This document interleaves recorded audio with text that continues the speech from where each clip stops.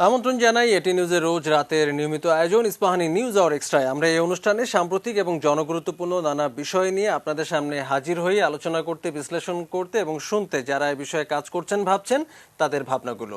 আজকে আমরা কথা বলতে চাই সামাজিক সহিংসতার বিষয়গুলোকে সামনে রেখে। সাম্প্রতিক সময়ে গণমাধ্যমে একের পর এক শিউরে ওঠা খবর এবং সবই সহিংসতার নতুন নতুন মাত্রার সঙ্গে আমাদেরকে পরিচয় করে দিচ্ছে। এই বিষয়গুলো ভাবিয়ে তুলছে সচেতন মানুষকে। আমরা বিষয়টি নিয়ে কথা বলতে চাই। চারজন অতিথি আমাদের সঙ্গে আছেন। প্রথমে একটু আলাপ করিয়ে দেই আমাদের সঙ্গে কারা আছেন আমাদের সঙ্গে পুলিশের সাবেক আইজিপি মোহাম্মদ নুরুল আনোয়ার, রয়েছেন সুপ্রিম কোর্টের আইনজীবী ব্যারিস্টার মিতি সানজানা, রয়েছেন ঢাকা বিশ্ববিদ্যালয়ের ক্রিমিনোলজি বিভাগের চেয়ারপারসন খন্দকার ফারজানা রহমান এবং রয়েছেন সামাজিক বিশ্লেষক এবং অনলাইন অ্যাক্টিভিস্ট সিরাজুল হোসেন। চারজনকেই ধন্যবাদ জানাই আমাদের সঙ্গে আজকের এই আলোচনায় যুক্ত হবার জন্য। আমরা আলোচনাটি শুরু করার আগে আমাদের সহকর্মী মফিদুল তপু একটি রিপোর্ট তৈরি করেছিলেন, যে রিপোর্টটি আমরা আজ সারাদিন এটি নিউজের দর্শকরা দেখেছি এবং রিপোর্টের যে বিষয়বস্তু সেখানে বলা হচ্ছে যে সাম্প্রতিক সময়ে অপরাধের ধরনগুলো বদলে যাচ্ছে। সেখানে নিম্নবিত্ত কিংবা উচ্চবিত্ত যাই হোক না কেন, সেখানে অপরাধের মাত্রার ক্ষেত্রে কোনো সীমা থাকছে না এবং আমরা দেখছি যে খবরের কাগজ বা টেলিভিশন সবগুলো সংবাদ মাধ্যমে ক্রমাগত একটাই খবর আসছে, সহিংসতা, খুন, ধর্ষণ, এরকম খবরগুলো নিত্যদিনের সঙ্গী হয়ে উঠছে। আমরা রিপোর্টটা বরঞ্চ দেখি। সময়ের সঙ্গে পাল্লা দিয়েই বাড়ছে অপরাধের মাত্রা, বদলেছে ধরন এবং নৃশংসতাও। সাম্প্রতিক বছরগুলোতে এসব অপরাধের পেছনের কারণ হিসেবে পূর্বশত্রুতার পাশাপাশি যোগ হয়েছে মাদকাসক্তি, পারিবারিক কলহ, পরকীয়ার মতো বিষয়গুলো। অপরাধ বিজ্ঞানীরা বলছেন পারিবারিক ও সামাজিক মূল্যবোধের অবক্ষয় অপরাধ প্রবণতা বৃদ্ধির পেছনে মূল কারণ। সেই সঙ্গে আইনের সার্বজনীন প্রয়োগের অভাবেই অবনতি হচ্ছে পরিস্থিতির।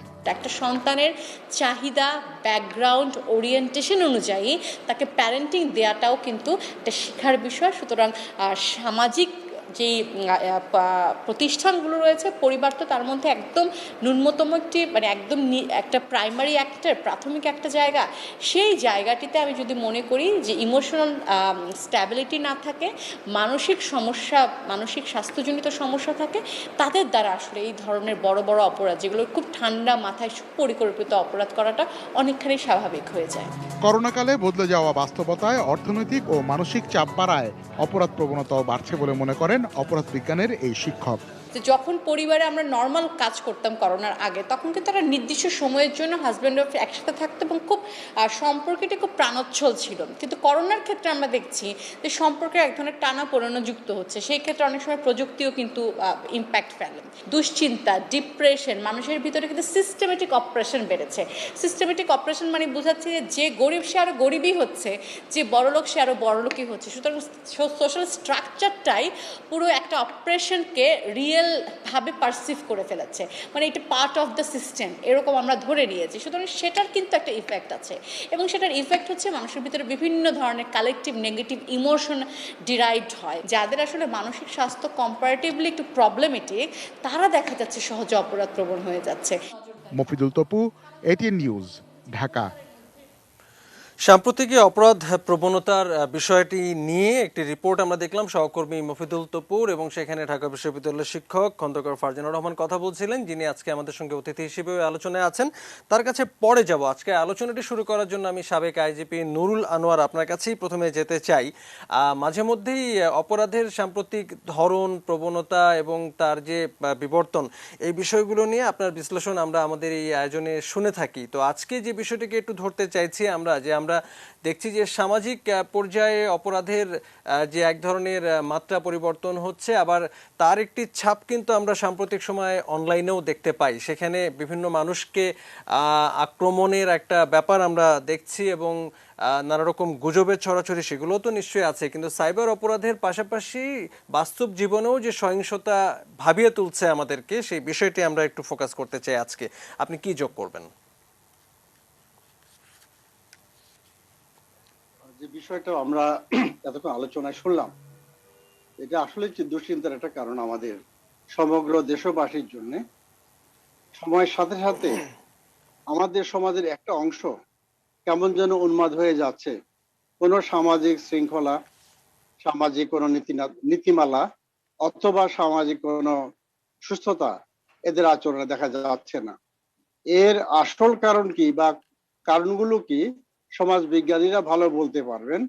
আমাদের মতো সাধারণ মানুষ যেগুলো খোলা চোখে দেখতে পাই সেটা আমরা একটুখানি সে দিকটাতে আমরা দৃষ্টি দিতে পারি। যেমন ধরেন, প্রথমে বলবো সামাজিক অবক্ষয়।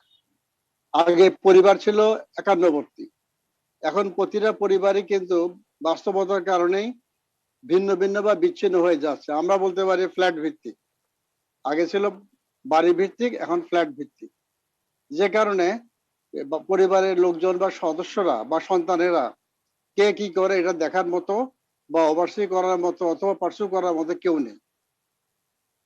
বাবা মা থাকেন কর্মস্থলে, নিকট আত্মীয় স্বজনরা বাইরে থাকেন, ফলে তরুণ কিশোর বা বিভিন্ন বয়সী লোকজন যারা থাকেন একাকিত্বের মধ্যে, এরা একাকিত্বের কারণে, ক্রমাগত একাকিত্বের কারণে, আর করোনার সময় তো আরো বেশি একাকিত্ব, আমি বলবো যে স্বাভাবিক যে মানুষের বিচরণ সেটা বন্ধ হয়ে গেছে। সে কারণে মানুষ কেমন জানি স্বাভাবিক না আচরণ না করে একটা আণবিক বোমার মতো একটা উত্তাপ নিয়ে সবসময় বোধহয় থাকে, সুযোগ পেলে বিস্ফোরণটা ঘটে। এরপর আমরা আসতে পারি পরকীয়া। এটা কিন্তু এক সামাজিক একটা বড় রকমের ব্যাধি। আমি জানি না কেন জানি সমাজ বোধহয় এটা মেনেও নিয়েছে অনেকটা, কিন্তু এর পরিণতি যে ভয়াবহ হচ্ছে, হত্যা পর্যন্ত যাচ্ছে, খুনোখুনি পর্যন্ত যাচ্ছে, এদিকে আমরা বোধহয় অতটা দৃষ্টি দেই না। একটা ঘটনা ঘটার পরে আমরা চমকে উঠি, এটা নিয়ে আলোচনা সমালোচনা করি, কিন্তু কেন ঘটে সেই গোড়াতে আমরা হাত দিই না। এরপর একটা জিনিস আমরা বলতে পারি মাদকাসক্ত। মাদক এমন একটা জিনিস, বিশেষ করে তরুণ প্রজন্ম যারা মাদক গ্রহণ করে, একটা সময়ের পরে এরা যখন মাদকের ইনফ্লুয়েন্সে থাকে, এরা কিন্তু মানুষ থাকে না। কিছু সময়ের মধ্যে এরা অতি মানুষ হয়ে যায়, স্বাভাবিকের আচরণের বাইরে এরা চলে যায়। ফলে এরা যে ওই সময়টা যা করে বা যা করতে চায় সেটা তো চিন্তাই করা যায় না, কি করে ফেলে এরা। মাদকে আসক্ত নয় কে? খেয়াল করেন, সমাজে শুধু পুরুষ বা তরুণ শ্রেণী নয়, আমাদের দেশের নারীরাও শুরু করেছে হালে মাদকে আসক্তিতে, এর মধ্যে সদস্য হওয়ার জন্য নিজেরা মাদকের মধ্যে তারাও জড়িত হয়ে যাচ্ছে। আমি মাদক বিক্রির কথা বলবো না, মাদক সেবনের কথা বলবো, সেবনের পরবর্তী আফটার ইফেক্টের কথা বলবো। আরেকটা জিনিস, আমরা তরুণ যারা আছে আমাদের দেশের তরুণ তরুণী যারা, এদের মধ্যে ভয়ানক কিছু অপরাধ আমরা দেখতে পাচ্ছি। এটার জন্য অনেকগুলি কারণ যেগুলো আমরা বললাম, এর বাইরেও কিন্তু একটা আছে। সেটা হচ্ছে শিশু আইন নামে একটা যে আইন আছে, আইনে বলা আছে 18 বছরের নিচে সকলই শিশু। এখন 16 বছরের 15 বছরের ছেলে ধর্ষণ করে, খুন করে, হত্যা করে, সে শিশু, তার সর্বোচ্চ শাস্তি সামান্য কিছু, এটা সে জানে, এবং এদেরকে কিছু মুরব্বীরা লালন পালন করে। ফলে এরা কিন্তু সমাজের একটা ভয়াবহ দিক হয়ে যাচ্ছে। আমাদের মধ্যে চিন্তা করার দরকার আছে এই আইনটা নিয়ে কোনো পরিবর্তন করা যায় কিনা। আমরা যদি ইংলিশ আইনের দিকে তাকাই, ওখানে কি আছে? ওখানে আছে 14 বছর পর্যন্ত ধরে না হয় সে শিশু, তার উপরে সে শিশু থাকে না, সুবিধাগুলো পায় না। আমাদের 19 বছর আর এই 18 বছর, 17 বছর 11 মাসের একটা ছেলে, আমি তাকে ছেলেই বলবো, যুবকই বলবো, সে যদি ধর্ষণ করে হত্যা করে, তারে আপনি কি করবেন? পেনাল করে তাকে সাজা দিতে পারবেন না, তাকে সেই ওই আইনে ফেলতে হবে। ওই আইনের সাজা তো অল্প একটু, তাকে রাখতে হবে বোস্টাল স্কুলে রাখতে হবে, তাকে জেলে রাখতে পারবেন না, তার মৃত্যুদণ্ড হবে না, সেখানে অল্প সাজা হবে, সেটা জানে। যেহেতু সে জানে এখানে সাজা হয় না, সাজা অল্প হয়, অতএব সে অপরাধ করতে সামান্যতম কুণ্ঠা করে না। এটা একটা দেখার বিষয়। আমি মনে করি এই আইনে কোনো পরিবর্তন আনা যায় কিনা, অন্তপক্ষে কিশোরের বয়সটাকে কমিয়ে আনা যায় কিনা। এরপর আমরা আসতে পারি অনেকগুলো আরেকটা জিনিস পয়েন্ট খেয়াল দিলেন করেন। আমাদেরকে, এই প্রত্যেকটি পয়েন্ট নিয়ে আমাদের অন্য আলোচক যারা আছেন তারাও নিশ্চয়ই কথা বলবেন, আপনিও নিশ্চয়ই আরো বিস্তারিত ব্যাখ্যা দেবেন।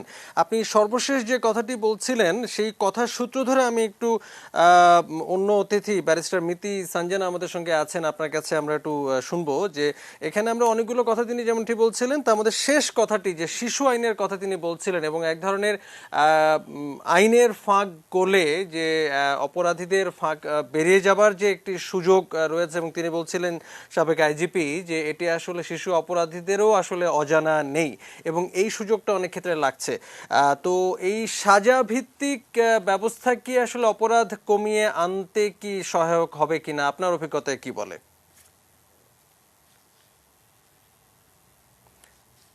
জি মিতি সানজানা, আপনি কি শুনতে পাচ্ছেন?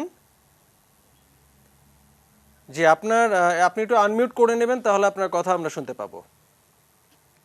হ্যাঁ, জি আপনি একটু আবার বলবেন, মাঝখানে আমি একটু হয়ে গেছে। আচ্ছা, ব্যাপারটা হচ্ছে যে আমরা কথা শুনছিলাম সাবেক আইজিপির, তিনি অনেকগুলো পয়েন্ট আমাদেরকে দিলেন, সেই পয়েন্টগুলো নিয়ে আমরা আসলে আলোচনা করছি। তো সর্বশেষ তিনি যেটি বলছিলেন যে শিশু আইনের কথা বলছিলেন এবং আইনেরও আরো নানা দিক রয়েছে যার ফাঁক গলে অপরাধীরা প্রায় বেরিয়ে যায়, যার ফাঁক গলে আমরা সেই কথাগুলো আসলে জানি। কিন্তু সাজা ভিত্তিক এই যে ব্যবস্থা, এই সাজা বা শাস্তি নির্ভর এই ব্যবস্থা কি অপরাধ সমাজে কমিয়ে আনতে কি সহায়ক হবে, নাকি অন্য কোনো ব্যবস্থা, অন্য কোনো পদক্ষেপ অপরাধী যেন না হয়, অপরাধ সংগঠনই যেন না হয়, সেক্ষেত্রে কার্যকর হতে পারে? জি, দেখুন, এটার বিষয় যে কঠোরতা বা শাস্তির কঠোরতা, এটা definitely one of the factors, অনেকগুলো ফ্যাক্টরের মধ্যে। কিন্তু প্রথমতই আসলে যেটা বলতে হয় যে আপনি যেটা বলছেন যে prevention is better than cure. জি আমরা একজন ব্যক্তি আইনের কাছে তখনই যায় যখন সে কিন্তু অলরেডি ক্ষতিগ্রস্ত হয়ে গেছে, তারপরে সে যে আইনের কাছে রেমেডি, সে শাস্তি চাচ্ছে, আইনের অধীনে সে একটা রেমেডি চাচ্ছে। তো এখানে আমাদেরকে যে বিষয়গুলো, যে প্রথমতই আমাদের যে বিষয়গুলো উনি তুলে ধরছিলেন যে পারিবারিক অভাব, মাদকাসক্তি, এই বিষয়গুলোই কিন্তু আসলে মূলত পেছনে। এবং অপরাধ যখন ঘটে যাচ্ছে আমি তখন আইনের কাছে যাচ্ছি, কিন্তু আমাদেরকে কিন্তু আসলে প্রিভেন্টিভ মেজারটা নিতে হবে অনেক আগের থেকে। যে একটি সমাজে একটা শিশু, তার ভেতরে কেন অপরাধ প্রবণতা বেড়ে উঠছে, বা সমাজে যখন আমরা একটা শিশুকে, বাচ্চাকে বড় করছি, ছেলে বা মেয়ে হোক নির্বিশেষে, সেক্ষেত্রে কিন্তু তাকে এই যে সামাজিক মূল্যবোধগুলো তাকে শেখানো, নৈতিক শিক্ষাগুলো তাকে দেয়া, এবং শিক্ষা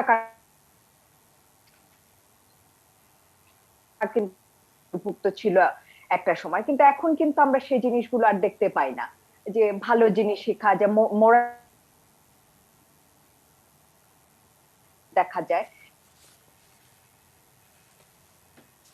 মিতি সানজানা, আপনার কথা আসলে আমরা একটু বিঘ্নিতভাবে শুনতে পাচ্ছি, নেটওয়ার্কটা আসলে খুবই খারাপ। আপনি যদি একটু কষ্ট করে চেক করে নেন, কারণ আপনার কথায় প্রায় আটকে আটকে যাচ্ছে। তবে যে প্রসঙ্গে আপনি বলছেন আপনার কাছে আবারও ফিরবো, এর মধ্যে নিশ্চয়ই আপনি আপনার ইন্টারনেট সংযোগটি পরীক্ষা করে নেবেন। আর এই প্রসঙ্গে আমরা একটু শুনতে চাই আবারও যে সিরাজুল হোসেন আমাদের সঙ্গে আছেন, সামাজিক বিশ্লেষক। আপনি এই বিষয়গুলো নিয়েই আমরা দেখি যে নিয়মিত আপনি লেখালেখি করেন এবং সেই বিষয়ে এক ধরনের বিশ্লেষণও থাকে, সেই বিশ্লেষণে আমরা আসলে শুনতে চাই। আমরা যেমনটি সাবেক আইজিপি বলছিলেন যে গত কয়েক দশকে, সাম্প্রতিক সময়ে আমরা দেখছি যে আমাদের সামাজিক কাঠামোর মধ্যে এক ধরনের পরিবর্তন এসেছে, প্রযুক্তির ছোঁয়া লেগেছে এবং নতুন নতুন বিষয় আমাদের সমাজ কাঠামোয় অন্তর্ভুক্ত হয়েছে এবং এর ফলে মানুষের চিন্তা চেতনা, মনোজগতে যেরকম পরিবর্তন এসেছে, অপরাধের ধরনেও কিন্তু আমরা পরিবর্তন দেখতে পাচ্ছি। সাম্প্রতিক সময়ে অপরাধের প্রবণতাগুলো যেমন বেড়েছে, কিন্তু সেগুলো আরো আগের চেয়ে অনেক বেশি সহিংস হয়ে উঠেছে কিনা এই প্রশ্নটিও সামনে আসছে বারবার। আপনি কি যোগ করবেন? ধন্যবাদ। আমি যে বিষয়টা প্রথমে যোগ করতে চাই যে সমাজে কিন্তু আমাদের একটা বড় ধরনের পরিবর্তন এসেছে। গত, এটা যে শুধু পরিবারের কাঠামোতে পরিবর্তন এসেছে তা নয়, এখানে কিন্তু একটা মানুষকে যেভাবে দেখা হয়, একটা মানুষের যে ইকোনমিক, যে অর্থনৈতিক ভিত্তি, সেটাতেও কিন্তু পরিবর্তন এসেছে। আপনারা যদি খেয়াল করে থাকেন, আমরা যদি খেয়াল করে করি, তাহলে দেখবো যে আগে পরিবারের যিনি প্রধান ছিলেন তিনি কিন্তু জমি জমার মালিক ছিলেন। তো যিনি জমি জমার মালিক থাকেন, তার যে ইচ্ছা, তার যে কি বলবো যে তার যে মূল্যবোধ সেটাকে কিন্তু পরিবারের সবাই কিন্তু ফলো করতে বাধ্য।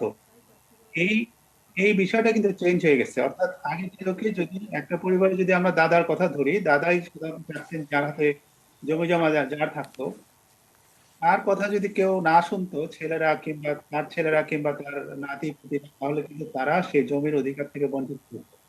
সুতরাং এই বিষয়টা কিন্তু একটা হালকা ব্যাপার না যে আমি ইচ্ছা করলাম কেউ ভালো থাকবে মন্দ থাকবে তা না, এটা কিন্তু স্ট্রিক্টলি কন্ট্রোল হতো। যে একজন বয়স্ক ব্যক্তির মূল্যবোধের উপরে সমাজে কিন্তু নিয়ন্ত্রণটা থাকতো। সেই নিয়ন্ত্রণটা কিন্তু আবার গ্রামের মোড়লের উপরও ছিল, যে 10 জন সেখানে যদি মুরব্বী থাকেন, তাহলে তারা মিলে কিন্তু আর একটা মূল্যবোধ তৈরি করতেন। সুতরাং ওই স্ট্রাকচারটা কিন্তু সোসাইটিতে ছিল। সেটা ভালো হোক মন্দ হোক, আমি কিন্তু সে আলোচনায় যাচ্ছি না। আরো অনেক দুর্বলতা ছিল, অনেক সমস্যা ছিল, বাট সেখানে একটা স্ট্রাকচার, একটা গভর্নিং স্ট্রাকচার ছিল। সেটার থেকে কিন্তু আমরা বের হয়ে এসেছি এখন। এখন আমরা কিন্তু একটা ব্যবসা নির্ভর সমাজ, এখানে ব্যবসা এবং ইন্ডাস্ট্রিয়ালাইজেশন কিছু কিন্তু আমাদের হচ্ছে। তো সেখানে কিন্তু আর বাবার বা দাদার জমির উপরে আমরা আমাদের কিন্তু নির্ভরশীলতা নাই। ফলে ওই যে মূল্যবোধের যে একটা নিয়ন্ত্রক ছিল, সেটা কিন্তু এখন নাই। উন্নত বিশ্বে কি হয়েছে, এই চেঞ্জটা হওয়ার আগেই কিন্তু তারা একটা দুটো দিকে তারা কাজ করেছে। একটা হচ্ছে যে লিগাল স্ট্রাকচারটা চেঞ্জ করেছে, যাতে মানুষকে আরো সহজে আইনের আওতা নিয়ে আসা যায়। আমাদের হচ্ছে একটা বড় ধরনের অপরাধ না হয়ে গেলে, আমি যদি বড় ধরনের ক্ষতিগ্রস্ত না হই, আমি কিন্তু আইনের আশ্রয় নিতে চাই না। আমার কাছে আইন যেমন একটা জটিল এবং ঝামেলার বিষয়, পুলিশও কিন্তু একটা জটিল এবং ঝামেলার বিষয়, আমরা কিন্তু যেতে চাই না। অপরদিকে হচ্ছে যে প্রিভেন্টিভ যে সমস্ত অ্যাকশন থাকার কথা বা প্রসেস থাকার কথা, সমাজ নিয়ে চিন্তা করা, সমাজের সমস্যাগুলোকে নিয়ে চিন্তা করা, সেটার জন্য অগ্রিম সরকারি এবং সামাজিক বিভিন্ন কার্যক্রম হাতে নেওয়া, সমাজের মধ্যে বিভিন্ন সংগঠন তৈরি করা, মিডিয়া এবং যেই মিডিয়ার মাধ্যমে বিভিন্ন সাংস্কৃতিক কর্মকাণ্ড হয়, সেখানেও এগুলো নিয়ে কাজ করা। আজকে আপনি যদি বাংলাদেশের নাটকগুলো দেখেন, 20 বছর আগে যে সমস্ত নাটক হতো, তার মধ্যে প্রচুর সামাজিক শিক্ষা কিন্তু থাকতো। মানুষের সমস্যা নিয়ে যেরকম নাটক হতো, সেখানে রাজনৈতিক, ধর্মীয়, নৈতিক, মানুষের সত্যিকারের ক্রাইসিস নিয়ে কিন্তু আমাদের সমস্ত চলচ্চিত্র, সারা পৃথিবীর দিকে তাকান, হলিউডেরও অনেক সিনেমা দেখবেন যেখানে কিন্তু সমাজের সমস্যাগুলো নিয়ে আলাপ হচ্ছে এবং সেটার একটা সমাধান, সেখানে প্রেসক্রিপশন কিন্তু সেখানে দেওয়া হচ্ছে, যাতে প্যাসিভ লার্নিং এর মাধ্যমে মানুষ সেটা শিখতে পারে। আমাদের এখনকার সংস্কৃতির দিকে তাকান, টোটালি আমরা যেন মানুষ হাসানো ছাড়া আমাদের সংস্কৃতির আর কোনো কাজ নাই। তো এই যে একটা ব্ল্যাঙ্ক একটা তৈরি হচ্ছে, যে শুধুমাত্র একাডেমিক শিক্ষা ছাড়া আর কোনো কিছুতে কিন্তু আমাদের ছেলেমেয়েরা কিছুই শিখছে না। একদিকে যেরকম তাদের সামনে ইনফরমেশন নলেজ নাই, অর্থাৎ ক্রাইসিসে পড়লে সে কি করবে সেই সমাধানটা কিন্তু সোসাইটি কোনো জায়গা থেকেই একটা তরুণকে দিচ্ছে না। এই যে দিচ্ছে না, এর ফলেই কিন্তু তার ক্রাইসিসটাকে যে যখন একটা পর্যায়ে যে আর সমাধান করতে পারছে না, তখন সে অ্যাডিকশন, ড্রাগের আশ্রয় নিচ্ছে, তখন সে আনসোশ্যাল হয়ে যাচ্ছে, তখন তার অ্যান্টি সোশ্যাল ক্যারেক্টার গুলো বের হয়ে আসছে। এটাকে আমাদের শুধু আইন এবং কি বলবো এটাকে যে নিয়ন্ত্রণ এখান থেকে দেখলে হবে না, পুরো সিস্টেমটাই কিন্তু এই বিষয়টাকে টোটালি ইগনোর করছে। যে এটা যে একটা বিষয়, জটিল বিষয়, একটা গুরুত্বপূর্ণ বিষয়, যে একটা যে সোশ্যাল স্ট্রাকচারটাকে আমরা টোটালি চেঞ্জ করে আমরা অন্যদিকে চলে যাচ্ছি, সেই বিষয়ে কারো খেয়াল নাই। কেউ এটাকে গুরুত্ব দেন না, কোনো দিক থেকেই নাই। আর একটা বিষয় হচ্ছে যে ব্যক্তির যে সমস্যাটা হচ্ছে, আমি একটা তরুণ, একজন ক্রাইসিসে পড়লে কি করব, এই সমস্যার সমাধান কিন্তু আমাকে কোনোভাবেই কোনো জায়গা থেকে দেওয়া হচ্ছে না। আমার শিক্ষকরাও জানেন না সেটার ব্যাপারে, আমার পিতামাতাও জানেন না। এই বিষয়ে খোলামেলা কোনো আলোচনা নাই, পুরো বিষয়টাই টাবু। সুতরাং টোটালি একটা আবদ্ধ সংস্কৃতির মধ্যে আমরা নিয়ে গেছি আমাদের সমাজকে, এবং যার ফলেই কিন্তু যে ক্রাইসিসটা তৈরি হচ্ছে একটা তরুণ মনের ভিতরে, যে তার অসমাধানিত সমস্যার কোনো সমাধান কেউ দিতে পারছে না। এই তারই আসলে কারণেই কিন্তু উদাহরণ এই যে উপসর্গগুলো, সেগুলো কিন্তু আমরা প্রতিনিয়ত দেখতে পাচ্ছি আমাদের চারপাশে, এবং একই সঙ্গে বাড়ছে আমাদের উদ্বেগ। তো এখান থেকে বেরিয়ে আসার কি সমাধান হতে পারে, সেই বিষয়টা এর পরে আবার আপনার কাছে ফিরে এসে আমরা শুনবো। আমরা ব্যারিস্টার মিতি সানজানাকে আবারও পেয়েছি। মিতি সানজানা, তখন আপনার কথা আমরা শুনতে পাচ্ছিলাম না, আপনি যদি একটু যোগ করেন সংক্ষেপে। যেটা আসলে বলতে চাচ্ছিলাম যে আইনের কাছে কিন্তু আমরা পরে যাই, যখন একজন ব্যক্তি তিনি অলরেডি ক্ষতিগ্রস্ত, তারপরে তিনি বিচার পাবার জন্য আইনের আশ্রয় নেন। কিন্তু আমাদেরকে কিন্তু একেবারে গোড়ার থেকে কাজটি করতে হবে। সেটা হচ্ছে যেটা বলছি যে prevention is better than cure, একদম নির্মূল করা, যেটা একেবারে ভেতর থেকে। এবং সেই ক্ষেত্রে কিন্তু আপনি খেয়াল করবেন যে দেখুন, পারিবারিক যে শিক্ষাগুলো, আমাদের কেন এই ঘটনাগুলো ঘটছে, সেখানে পারিবারিক এবং সামাজিক মূল্যবোধের অবক্ষয়, নৈতিক শিক্ষার অভাব, মাদকাসক্তি একটি কারণ, মানসিক নানা ধরনের সমস্যা সেটি এখানে রয়ে গিয়েছে। এবং অনেক ক্ষেত্রে আরেকটি বিষয় আসলে মেনশন না করলেই নয়, সেটি হচ্ছে যে অনেকে কিন্তু আইন সম্পর্কে না জেনে বিভিন্ন ধরনের অপরাধের সাথে জড়িয়ে যায়। আবার আরেকটি হচ্ছে যে একজন ব্যক্তি তিনি ভিক্টিমাইজড হচ্ছেন, তিনি আইনের আশ্রয় পেতে অনেকেই জানেন না। যেমন আমরা ডিসকাস করছিলাম সাইবার বুলিং নিয়ে। তো সাইবার বুলিং এর যে অপরাধগুলো আসলে সাধারণত সংঘটিত হয়ে থাকে, সেক্ষেত্রে কিন্তু মানে অনেক ক্ষেত্রে অনেক ভিকটিমরা জানেনই না যে এটার জন্য তিনি আইনের প্রতিকার পেতে পারেন কিংবা আইনের আশ্রয় তিনি নিতে পারেন। তো কাজে এই আইনগুলো সম্পর্কে অ্যাওয়ারনেসটাও আসলে পাশাপাশি জরুরি। যখন আমরা শিক্ষার কথা বলছি এবং আরেকটি বিষয় যেটা, যে একটা সময় শিক্ষা কার্যক্রমের মধ্যে বিভিন্ন ধরনের নৈতিক শিক্ষাগুলো আসলে ইনক্লুডেড ছিল, ভালো ভালো জিনিস শেখানো হতো। এবং যেটা বলছে যে টিভি নাটক এগুলোর মাধ্যমেও কিন্তু অনেক ধরনের শিক্ষণীয় বিষয় ছিল, কিন্তু এখন কিন্তু এই বিষয়গুলো আমাদের আর একেবারে আমাদের আর চোখে পড়ে না। এবং যার ফলে কিন্তু আরো অনেকগুলো বিষয় রয়েছে, যে আপনি দেখেন যে সুস্থ বিনোদনের অভাব, খেলার মাঠ নেই। আগে একটা সময় যে এরিয়া ভিত্তিক বিভিন্ন ধরনের ক্লাব ছিল, বাচ্চারা খেলতে পারতো, খেলাধুলার জায়গা ছিল, মাঠে যেতে পারতো খেলতে, এবং একে অন্যকে চিনতো আসলে সমাজে, যে একটা এলাকায় থাকে, এলাকার মানুষজন চিনে। অথচ আপনি দেখেন যে একটি অ্যাপার্টমেন্টের মধ্যে আছে, একটা মানুষ আর একটা প্রতিবেশীকে চেনে না, একজনের বিপদে আরেকজন এগিয়ে আসে না বা চেনেই না যারা। তো এই ধরনের বিষয়গুলো আসলে যত দিন দিন চলে যাচ্ছে, যে মানুষ আসলে মনে হচ্ছে যে অনেক বেশি আত্মকেন্দ্রিক, সেলফিশ, মানে নিজেকে ছাড়া তারা আর অন্য কিছু বোঝে না। যার ফলে কিন্তু এই মানে সেলফিশনেস এবং সেলফ সেন্টার্ড হয়ে যাচ্ছে। এটার কিন্তু একটা ওভারঅল ইফেক্ট সমাজে পড়ছে। বাচ্চারাও এভাবে দেখে দেখে শিখে শিখে বড় হচ্ছে, যে একটা সময় মানুষের বিপদে আরো 10 জন এলাকার মানুষ দৌড়ে আসার একটা বিষয় ছিল, আশেপাশের প্রতিবেশীরা তাকে সাহায্য করতে দৌড়ে আসতো। কিন্তু আপনি দেখবেন যে আজকে একটা বাসায় কোনো ধরনের একটা দুর্ঘটনা ঘটলে, কোনো ধরনের বিপদের সম্মুখীন হলে, আশেপাশে কাছাকাছি আপনি কাউকে ডেকে আনবেন, তার কাছে সাহায্য চাইবেন। সেই ধরনের বিষয়গুলো কিন্তু এখনো দেখতে পাই না আমরা সমাজে। এবং প্রকাশ্য দিবালোকে আপনি দেখবেন যে নারীদেরকে উত্ত্যক্ত করা হচ্ছে, প্রকাশ্য দিবালোকে হয়তো ছোট শিশু কিশোর যারা, তারা কোনো অপরাধ করছে, মাদক সেবন করছে হয়তো কোনো একটা জায়গায় প্রকাশ্য স্থানে বসে, কিন্তু সেখানেও কিন্তু আসলে কারো কেউ যে এগিয়ে যাওয়া বা কেউ মারামারি করছে, একজন আরেকজনের উপর কোনো ধরনের কোনো নির্যাতন করছে, কিন্তু সেটা যে কেউ সাহস করে যে সেটাকে বাধা দেয়া বা তাকে যে কিছু বলা, এই ধরনের বিষয়গুলো কিন্তু আমরা মানে একেবারেই যে এখন আর আমাদের বাস্তবতাগুলো নিয়ে আমরা চোখে আসলে পড়ে আলাপ না। তো কাজে করছি, এই বাস্তবতা থেকে আসলে বেরিয়ে আসার পথ খোঁজাটাও নিশ্চয়ই আমাদের একটি কর্তব্যের মধ্যে পড়ে। সেই জি পথটি আমরা খুঁজতে চাই। আবারও ফিরবো আপনার কাছে, খন্দকার ফারজানা রহমানের কাছে যেতে চাই। যদিও আপনি বেশ কয়েকটি পয়েন্ট কিন্তু বলেছেন, যেটা আমরা একটু আগে রিপোর্টে দেখছিলাম আমাদের সহকর্মীদের। নিশ্চয়ই আপনার এর বাইরে আর কিছু বলবার রয়েছে আজকের এই আলোচনার ধারাবাহিকতায়, কি বলবেন? জি, ধন্যবাদ। আমি জানতাম না যে রিপোর্টটা এখানে প্রচারিত হবে। রিপোর্টটিতে আমি বেসিক্যালি পরিবারের দায়িত্বটা কিরকম, বা পরিবার আসলে পরিবারের যে ভূমিকাটি ছিল খুব একদম আদি সময় থেকে, সেই রোল থেকে বা ভূমিকা থেকে আসলে আমাদের পরিবারগুলো এখন সরে যাচ্ছে, যার জন্য পরিবারের ভিতরে যে ইমোশন গুলো থাকা উচিত সেগুলো এখন থাকছে না। আমরা যে কটি খুব ক্রাইম দেখছি রিসেন্টলি, যেরকম সহিংস মার্ডার গুলো ঘটেছে যেখানে পরিবারের মধ্যে হয়েছে, দেখুন এখন কেন আসলে মানুষ সহিংস হচ্ছে, বা কেন আসলে মানুষের মধ্যে এত নেগেটিভ ইমোশনস, যে সামান্য একটা বিষয়ের জন্য আমরা খুন করে ফেলি, অথবা খুব সুপরিকল্পিত ভাবে 6 মাস 7 মাস ধরে একটা খুনের প্ল্যান করি। আমার যেটা মনে হয় অনেকগুলো অনুষঙ্গ এর মধ্যে জড়িত। বিজ্ঞ আলোচকরা অনেকগুলো বলেছেন, তার মধ্যে আমি কয়েকটি নিয়ে একটু ডিটেলস আলোচনা করতে চাই। যেমন 1982 সালের দিকে একটা ক্রিমিনোলজিক্যাল থিওরি ডেভেলপ করে, যেটাকে আমরা ব্রোকেন উইন্ডো থিওরি বলি। এই ব্রোকেন উইন্ডো থিওরির মেইন কথা হচ্ছে, যখন একটি ছোট ক্রাইম ঘটে বা ছোট কোনো এন্টি সোশ্যাল ডিসঅর্ডার থাকে, সিভিল ডিসঅর্ডার থাকে, সেটাই কিন্তু পরবর্তীতে একটি বড় ক্রাইম হওয়ার পেছনে দায়ী থাকে, বা বড় একটি ক্রাইম সেটা প্রমোট করে। আপনি দেখবেন যে আমাদের সমাজ ব্যবস্থায় অনেক ছোট ছোট অপরাধ আছে যেগুলো হয়তো ঠিক মতো কিন্তু ক্রিমিনাল জাস্টিস সিস্টেম অ্যাড্রেস করে না। কখনো সামাজিক স্ট্রাকচারের মধ্যে যারা ক্ষমতার ভিতরে রয়েছে, তাদের পেট্রোনাইজেশনে বিভিন্ন সময় অপরাধীরা কিন্তু বের হয়ে যায়। অর্থাৎ এরকম যখন কোনো বিষয় ঘটে, সেটার ইফেক্টটা হচ্ছে একটা বড় অপরাধ তৈরি হওয়া, বা একটা বড় অপরাধ তৈরি হওয়ার উর্বর একটা ভূমি আসলে তৈরি হওয়া। সুতরাং আমি যেটা মনে করি যে কিছু কিছু অপরাধ কিন্তু হবে ওই ছোট অপরাধের ইফেক্টে।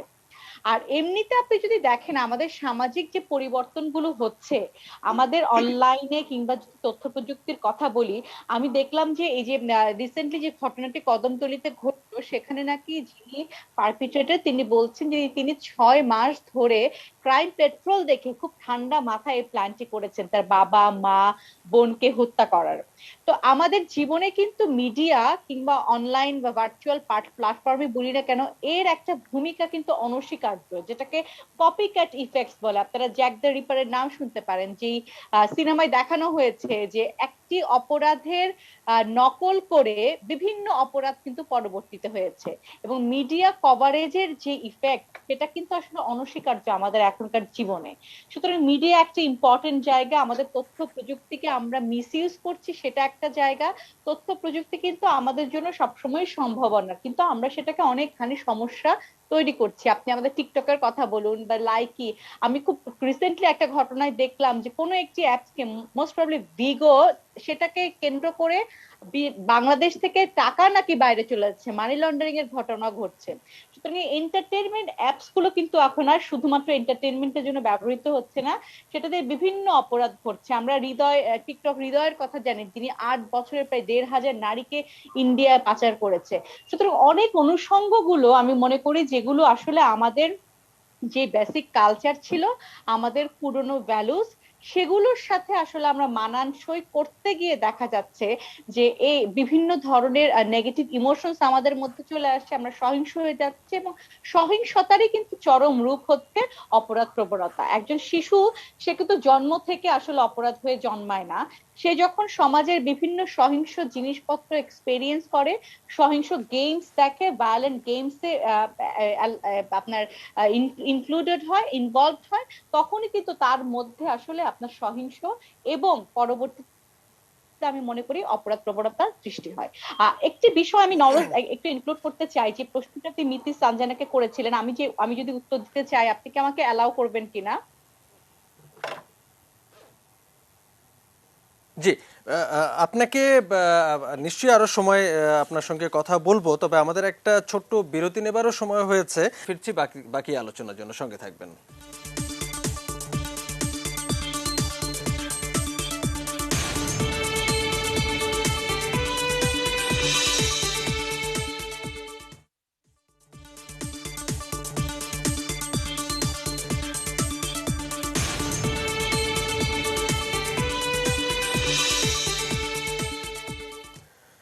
ইসমানী নিউজ আর এক্সট্রা দেখছেন। আমাদের সঙ্গে 4 জন অতিথি, কথা বলছি সহিংসতার নানা রূপ সমাজে ছড়িয়ে পড়ছে। আমরা এই বিষয়টি নিয়ে 4 জন অতিথি আমাদের সঙ্গে আছেন, তাদের সঙ্গে আলাপ করছি। সাবেক আইজিপি নুরুল আনোয়ার আছেন আমাদের সঙ্গে। আপনার কাছে আবারও একটু যেতে চাই। তখন আপনি বেশ কয়েকটি পয়েন্ট আমাদেরকে দিচ্ছিলেন যে এই সহিংসতা গত সাম্প্রতিক সময়গুলোতে যে আমরা অনেক রকম উদাহরণ দেখতে পাচ্ছি, গণমাধ্যমের খবর খুললেই একের পর এক সহিংসতা, বিশেষ করে প্রত্যেকটি সহিংস ঘটনার একটা পৈশাচিক একটা রূপ আমরা দেখতে পাই। দীর্ঘ পরিকল্পনা করে এক একটি অপরাধ পরিকল্পনা করা হচ্ছে, বা অতি তুচ্ছ কারণে যে অত নৃশংস ঘটনাগুলো ঘটছে, এই পরিবর্তনটি নিশ্চয়ই হঠাৎ করে হয়নি। আপনি অনেকগুলো কারণ আসলে বলছিলেন। এবং আমরা সাম্প্রতিক সময় আরেকটি বড় ব্যাপার দেখছি যে প্রযুক্তির ছোঁয়াতে যেরকম মানুষের মন মানসিকতা, বিশেষ করে তরুণদের মধ্যে পরিবর্তন এসেছে, আবার আমরা এমনও দেখছি যে বিদেশি সিরিয়াল, বিশেষ করে অপরাধ তদন্ত বিষয়ক বিভিন্ন সিরিয়াল দেখেও কিন্তু অনেকে অপরাধ সংগঠনের বিষয়ে আগ্রহী হয়ে উঠছে, তাদের পরিকল্পনায় পুরো বিষয়টি সহায়ক হয়ে উঠছে। তো আমাদের করণীয় কি? আমরা কোথায় আছি?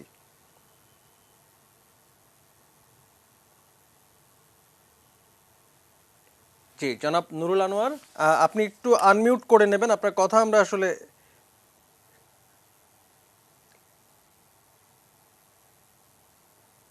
আপনার ফ্রেম ঠিক আছে, আপনার কথা আমরা শুনতে পাচ্ছি না। সাকিব দাদা, তো এখন ঠিক আছে, এখন ঠিক আছে, আমরা শুনতে পাচ্ছি আপনাকে। এখন জি, কি শুনতে পাচ্ছেন আপনি? একদম ঠিক আছে। জি জি। আচ্ছা, ঠিক আছে। বিষয়টা ব্যাপক, এক কথায় বলা যাবে না। আমাদের, যদি আমরা এভাবে বলি, বিগত 100-150 বছর আমাদের সমাজ ব্যবস্থা যেরকম ছিল, মাঝখান থেকে আমরা যা লক্ষ্য করি, সর্বশেষ 20 থেকে 15 থেকে 20 বছরের মধ্যে সমাজের সবকিছুতে একটা পারিবারিক প্রথা, তারপর শিক্ষা দীক্ষা, তারপরে সংস্কৃতি, আমরা বলবো মিডিয়া, ভার্চুয়াল জগৎ, তারপরে আমরা বলবো যে ধর্মীয় শিক্ষার অভাব। আরো একটা জিনিস আমরা লক্ষ্য করব যে ছোটবেলাটা আমরা দেখতাম প্রচুর ক্লাব ছিল, খেলাধুলা হতো, সাংস্কৃতিক অনুষ্ঠান হতো, এগুলোতে তরুণরা, তরুণীরা বা কিশোররা, যুবক যুবতীরা ব্যাপৃত থাকতো, এইসব নিয়ে তাদের সময়টা কাটতো, অবকাশটা কাটতো। এখন যেহেতু সবকিছু ফ্ল্যাট ভিত্তিক, আমি সংখ্যায় বোঝার জন্য বললাম, আমাদের সমাজটা এখন ফ্ল্যাট ভিত্তিক, যেহেতু এখন ওই বৈষয়িক বিষয় নিয়ে, বড় বিষয় নিয়ে ভাবার বা সম্মিলিত ভাবে কিছু করার চিন্তা ভাবনা থেকে আমরা বোধহয় খুব দ্রুত সরে আসছি। এটা একটা বড় আমার কাছে ভীতির কারণ মনে হয়। আপনি একটু আগে বললেন যে আমাদের মিডিয়াতে বা বিভিন্ন দেশের যে ক্রাইম সিন গুলো দেখানো হয়, বিশেষ করে ইন্ডিয়াতে সিআইডি একটা প্রোগ্রাম আছে, এটা বেশ আকর্ষণ করে, আমিও আগ্রহী সময় পেলে দেখি। সেখানে যেরকম শেখার আছে ভালো দিকটা, মানুষের নিজের সংশোধনের দিকটা ভাবারও সুযোগ আছে, অন দ্য আদার হ্যান্ড আবার নষ্ট হওয়ারও সুযোগ ওখানে আছে। যারা অতিমাত্রায় উৎসাহী, এই সমস্ত যুবক যুবতীরা এর থেকে শিখে কিন্তু নিজের জীবনে প্রয়োজন হলে পরে এটাকে প্রয়োগের চেষ্টা করে, এটা একটা খারাপ দিক।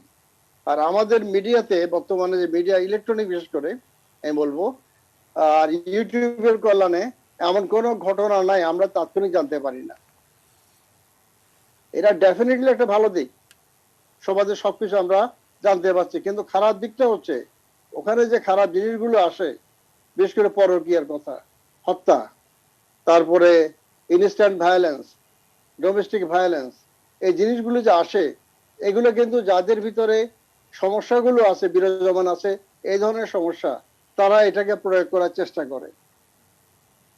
যার ফলে আমরা কি দেখতে পাচ্ছি যে এমন সব ঘটনাগুলো আমাদের দৃষ্টিতে আসে যেগুলো আমাদের কল্পনাতেও ছিল না আগে, যেগুলো চোখের সামনে আমরা দেখতে পাচ্ছি, শুনতে পাচ্ছি। সেক্ষেত্রে আমাদের করণীয় কি আসলে? মানে আমরা তো আসলে রাতারাতি নিশ্চয়ই এই তথ্য প্রবাহের যে অবাধ স্রোত, সেটি তো আসলে আমরা নিশ্চয়ই বন্ধ করতে পারবো না, কিন্তু আমরা আমাদের এই অপরাধ প্রবণতা যেভাবে বেড়ে চলেছে, সেই ফ্লোটাকে কিভাবে আমরা থামাতে পারবো? আমরা সংক্ষেপে কিছু জিনিস, এটা দীর্ঘমেয়াদী করবেন সমাজ বিজ্ঞানী যারা আছেন, তারা ভাবনা চিন্তা করে দীর্ঘমেয়াদী পরিকল্পনা করবেন। আমরা যারা সাধারণ মানুষ, আমরা একটা তাৎক্ষণিক স্টেপ নিতে পারি, নেওয়া দরকার বলে আমি মনে করি। সেটা হচ্ছে যে প্রথমেই প্রত্যেকটা পরিবার থেকে তাদের সন্তানদের উপরে নজর রাখা, আশেপাশে যারা আত্মীয় স্বজন আছে বা যে সমস্ত ফ্ল্যাটে আমরা বাস করি, প্রতিবেশীর সাথে একটা সম্পর্ক সৃষ্টি করা, যাওয়া আসা করা, খোঁজ খবর নেওয়া, একে অন্যকে চেনা। তৃতীয় হচ্ছে যে এলাকাতে আমরা বসবাস করি, সেখানে যদি আমরা বৃহত্তর পরিবেশে একটা মেলামেশা বা গেট টুগেদারে একটা সুযোগ বা পরিবেশ সৃষ্টি করতে পারি, তাহলে একে অন্যকে চিনবে, কেউ কোথাও কোনো খারাপ কাজ করতে গেলে তাকে নিরুৎসাহিত করতে পারবে। আর আরেকটা জিনিস তো আমাদের বুঝতে হবে, সেটা হচ্ছে অনেক সময় আমরা বলি যে নারীদের প্রতি অন্যায় করা হচ্ছে, এর প্রতি অন্যায় করা হচ্ছে। ঠিক এইভাবে যদি আমরা চিন্তা করি, দুইটা ভাগ করে ফেলি, তাহলে হবে নারী হোক বা পুরুষ হোক, অন্যায় অন্যায় যেই করুক, একজন নারী করুক বা পুরুষ করুক, পুরুষের হোক নারীর হোক, সেটাকে আমাদের তাৎক্ষণিকভাবে হস্তক্ষেপ করে এটাকে ডিসকারেজ করতে হবে এবং সেটাকে ঘৃণা করতে হবে, যাতে কোনো জায়গাতে অন্যায় না করা হয়। আজকাল যে আপনি লক্ষ্য করেন, আমাদের নারী সমাজকে যথেষ্ট অপরাধের সাথে জড়িত হচ্ছে, বিশেষ করে যারা মিডল ইস্টে থাকে, এই সমস্ত লোকদের স্ত্রীরা এবং অন্যান্যরা এমন সব ঘটনার সাথে জড়ায়, বিস্তারিত বলবো না, যেটা কিন্তু আমাদের দুশ্চিন্তার কারণ, কপালে ভাঁজ পড়ে যে এইভাবে যদি হয় আমরা কোথায় গিয়ে ঠেকবো। আরেকটা জিনিস আপনাকে করতে হবে, সেটা যেটা ধর্মীয় একটা জিনিস আছে, মূল্যবোধ শব্দটা শুনে আসি, সেটা যদি আমাদের যারা ধর্মীয় মূল্যবোধ যদি পরিবার থেকে জাগানো যায়, ধর্মীয় প্রতিষ্ঠানগুলি যেগুলো আছে সেগুলোতে, আমি এটা বলবো না যে মামুনুল হকের মতো ধর্মীয় গুরুদের কথা বলছি না, যারা আসলেই ধর্মকে নিয়ে ভাবে, পরকাল নিয়ে ভাবে, স্পিরিচুয়াল বিষয় নিয়ে চিন্তা করে, এই ধরনের মানুষের সংস্পর্শ বাড়ানো যায়। আমরা যদি ধর্মীয় অনুভূতিটা, ধর্মীয় অনুশাসনগুলোকে আমাদের পারিবারিক জীবনে একেবারে কঠোরভাবে ছোটবেলা থেকে শুরু করতে পারি, তাহলে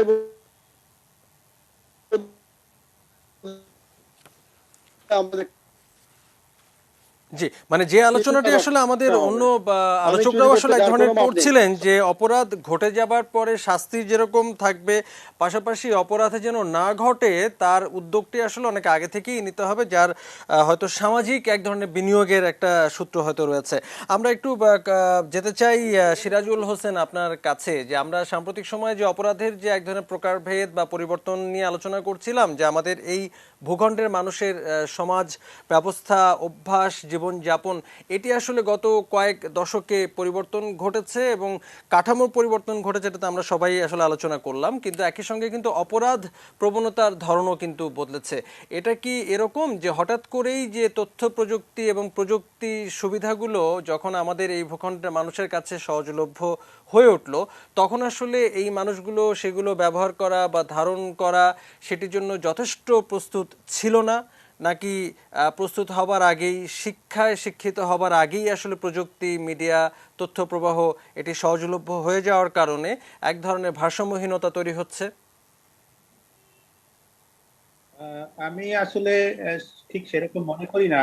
কারণ প্রযুক্তি একদিকে যেরকম মানুষকে বিভিন্ন বিষয়ের সম্মুখীন করছে, আহ, অপরদিকে কিন্তু আগে অনেক ঘটনা ঘটলে যেহেতু প্রযুক্তি ছিল না, আমরা খবরই পেতাম না। আপনি যদি আমাদের ইতিহাস তুলনা করে দেখেন, যে আমাদের বাংলাদেশেই কিন্তু গ্রামে গঞ্জে মানুষকে ডাকাত হিসাবে ধরে চোখ তুলে ফেলা হতো ইনস্ট্যান্টলি। এগুলো নিয়মিত বিভিন্ন জায়গায় ঘটতো, কিন্তু বাঁশ দিয়ে চেপে মানুষকে মেরে ফেলা হতো যার সন্দেহ করে ধরে। সুতরাং আমাদের মধ্যে কিন্তু এই যে একটা সাইকোপ্যাথিক যে টেন্ডেন্সি, এটা কিন্তু ছিল, প্রযুক্তির আগেও ছিল। প্রযুক্তি দিয়ে কিন্তু আপনি যতই একজনকে টেলিভিশন প্রোগ্রাম দেখান, তাকে কিন্তু বাবা মাকে খুন করাতে পারবেন না। বিষয়টা কিন্তু অত সহজ নয়। সুতরাং আমরা যে চট করে দোষ দিয়ে দিচ্ছি একটু কিছুকে, এই জায়গাটায় আমাদের একটু সাবধান হতে হবে। আমি বলতে চাই যে আমাদের সারা পৃথিবীতে 1% মানুষ হচ্ছে সাইকোপ্যাথি, অর্থাৎ যারা বিভিন্ন ধরনের এমন কিছু মানসিক সমস্যায় ভুগে থাকেন, যার ফলে অ্যান্টিসোশ্যাল পার্সোনালিটি ডিসঅর্ডার, যেটাকে টেকনিক্যালি বলা হয়, যারা কিন্তু এই সাইকোপ্যাথিক সমস্যাগুলোতে ভুগে থাকেন, যারা কিন্তু অপরাধ প্রবণ, অর্থাৎ অপরাধ করার জন্য যা দরকার, যে আমার কোনো সেন্স না থাকা, কোনো এমপ্যাথি না থাকা, আর একটা মানুষ কি অনুভব করছে সেটা চিন্তা না করা, আমার যেটা ইচ্ছা প্রয়োজন, আমার উদ্দেশ্য হাসিলের জন্য আর একটা মানুষকে টোটালি ইগনোর করে, অর্থাৎ তার মানবিক বিষয়টাকেও টোটালি ইগনোর করে আমি সেটাই করবো। 6 মাস ধরে যে যারা এই ইয়ে করছেন, তাদের টেলিভিশন প্রোগ্রামের দরকার নাই। হয়তো একটা টেলিভিশন প্রোগ্রাম তাকে কিছু সহযোগিতা করেছে, নাহলে সে অন্যভাবে বিষ প্রয়োগ করে হত্যা আগে থেকে হয়ে আসছে। সুতরাং আমি মনে করি না যে প্রযুক্তি আমাদেরকে করে তুলছে। প্রযুক্তির ফলে এটা একটু পরিবর্তন হচ্ছে, এবং প্রযুক্তির ফলে যেটা পজিটিভ দিক হচ্ছে যে আমরা কিন্তু আনাচে কানাচে যেগুলো আগে জানাই যেত না, এখন সেসব খবর আমাদের চোখের সামনে চলে আসছে। আমি বরঞ্চ উল্টো করে বলতে চাই যে আমাদের যে সমস্যাটা হচ্ছে, যে যেই প্রবলেম গুলা একটু আগে একজন আপা যেটা বললেন, যে যেই সমস্যাগুলো আগে শিশু বয়সে ধরা হতো, আগে ছোটবেলায় যে প্রবলেম গুলাকে মানুষ ঠিক করতে পারতো যে এই বাচ্চাটার এই সমস্যাটা আছে, সুতরাং এটা একটা সমস্যা, এটা কিন্তু গ্রহণযোগ্য নয়, সুতরাং আমাকে একটা ব্যবস্থা গ্রহণ করতে হবে। এখন কিন্তু মানুষ ওটা ধরতে পারছি না। আমরা বাবা মার কথা বলছি, কিন্তু আমি মনে করি যে সমস্যা কিন্তু বাবা মার মধ্যেই রয়ে গেছে। বাবা মা যতই বলি আমরা যে পারিবারিক শিক্ষা দিতে হবে, পরিবার নিজেই তো এখন অশিক্ষিত। আপনি কিভাবে বাচ্চাকে পারিবারিক শিক্ষা দিবেন? সেই সূত্রে আমি বলতে চাই যে পুরো বিষয়টাকে শুরু করতে হবে কিন্তু সম্পূর্ণ ভিন্ন ক্ষেত্র থেকে, স্কুল থেকে শুরু করতে হবে, যাতে স্কুলে উন্নত, আমরা যে সমস্যার মধ্যে আজকে পড়ছি, সারা পৃথিবীর সমস্ত দেশ কিন্তু এই সমস্যার মধ্যে কোনো না কোনো এক সময় পড়েছে। যখনই তারা একটা কালেকটিভ সোসাইটি থেকে একটা ইন্ডিভিজুয়ালিস্টিক সোসাইটিতে ট্রান্সফর্ম করেছে, তখনই কিন্তু এই সমস্যা তারা পড়েছে।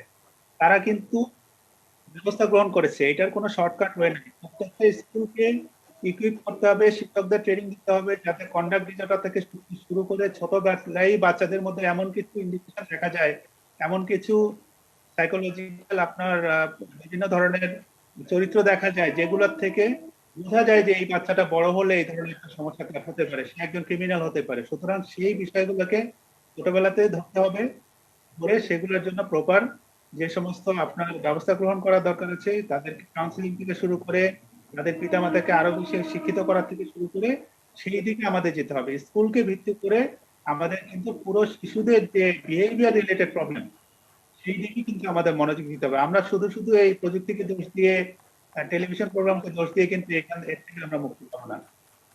জি, স্কুল ভিত্তিক যে কথাগুলো আসলে বলছিলেন সেই বাস্তবতায় কি আসলে আমরা আছি? আমাদের শিক্ষা ব্যবস্থা নিয়েও তো আসলে অনেক রকম প্রশ্ন। সেক্ষেত্রে আমি বলতে চাই যে এটা কিন্তু একাডেমিক শিক্ষার বাইরে স্কুল ম্যানেজমেন্টের প্রশ্ন। আপনাকে আমি আরেকটা জিনিস সেখানে যোগ করতে চাই যে স্কুলে এখন একটা নতুন ধরনের সমস্যা তৈরি হচ্ছে, যেটা আপনারা অনেকেই যারা শিক্ষার সঙ্গে আছেন তারা অবগত আছেন, যে শিক্ষকদের কিন্তু ছেলেমেয়েরা এখন আর একদমই মানছে না। আগে যেরকম ক্লাসে পিউনিটিভ একটা পানিশমেন্টের ব্যাপার ছিল, অর্থাৎ বাচ্চাদেরকে আঘাত করা হতো, বেত মারা হতো, বিভিন্ন ধরনের শাস্তি দেওয়া হতো। এখন যেহেতু অনেক ধরনের শাস্তি, বিশেষ করে ফিজিক্যাল পানিশমেন্টটা আইনগতভাবে নিষিদ্ধ হয়ে গেছে, এখন কিন্তু বাচ্চাদেরকে স্কুলে আর কোনোভাবেই নিয়ন্ত্রণ করতে পারছেন না শিক্ষকরা। এখন প্রত্যেকটা শিক্ষকের সঙ্গে আলাপ করে দেখেন, তারা খুব অসহায় বোধ করছেন যে তারা কি করবেন। উন্নত বিশ্বে কিন্তু এই বিষয়টাকে হ্যান্ডেল করার জন্য শিক্ষকদের বিশেষভাবে ট্রেনিং দেওয়া হয়, যাতে বিহেভিয়ার ম্যানেজমেন্ট সিস্টেমের মাধ্যমে তারা ক্লাসটাকে নিয়ন্ত্রণ করতে শিখে। প্রত্যেক শিক্ষক যদি তার ক্লাসটাকে নিয়ন্ত্রণ করতে শিখেন, তাহলে কিন্তু ওই বাচ্চাগুলোর মধ্যে এই পরিবর্তনটা আসবে যে কি করা উচিত, কি করা উচিত না। এবং যারা এর বাইরে চলে যাবে, অর্থাৎ যারা আসলে যাদেরকে শিক্ষা দিয়ে আমরা নিয়ন্ত্রণ করতে পারবো না, তাদেরকে কিন্তু এর উপরের যে ইন্টারভেনশন, অর্থাৎ তাদেরকে কিন্তু কাউন্সিলিং থেকে শুরু করে অন্যান্য ব্যবস্থা নিতে হবে। ওইখানেই কিন্তু আপনার একটা ক্লাসিফিকেশন হয়ে যাবে যে কাদের প্রতি বিশেষ লক্ষ্য রাখতে হবে। এই স্ট্রাকচার্ড ওয়েই কিন্তু আমাদের ফলো করতে হবে। আমরা কিন্তু, আমি আবার বলছি যে আমরা কিন্তু যে সমস্যাটা পড়ছি এটা নতুন সমস্যা না। প্রত্যেকটা উন্নত দেশ এই সমস্যা এক সময় না এক সময় পড়েছে। তাদের সমস্যাকে আমরা নতুন ভাবে সমাধান তৈরি করতে যাওয়ার তো কোনো প্রয়োজন নাই। তারা যে পথে সমাধান পেয়েছে, আমাদেরকে কিন্তু, আপনি যেটা স্কুলের লিমিটেশন বললেন, শিক্ষকদের ট্রেনিং এর মাধ্যমেই কিন্তু এটা করা সম্ভব। এবং সেইটাকে যদি কালচারের মধ্যে নিয়ে আসা যায়, শিক্ষকদের আপনার যে শিক্ষা প্রণালী আছে সেগুলোর মধ্যে ইনজেক্ট করা যায়, তাহলে স্বল্প জি, প্রচেষ্টাতেই কিন্তু আমরা এই অনেক সাফল্য লাভ করবো। এটি অবশ্যই একটি আরেকটি প্রসঙ্গ বটে। আমরা আরেকদিন এটা নিয়ে আরো বড় করে আলোচনা নিশ্চয়ই করতে পারবো। তবে আজকে আমরা যেহেতু সমাজের এই সহিংসতায় আছি, সেখানে আরো কয়েকটা পয়েন্ট আমাদের হাতে আছে, সেগুলো নিয়ে আমরা একটু বড় করে আলোচনা করতে চাই। আমাদের সঙ্গে আরো তিনজন অতিথি আছেন, তাদের কাছেও পর্যায়ক্রমে যাব। একটা ছোট্ট বিরতি নিয়ে ফিরে এসে সঙ্গে থাকবেন।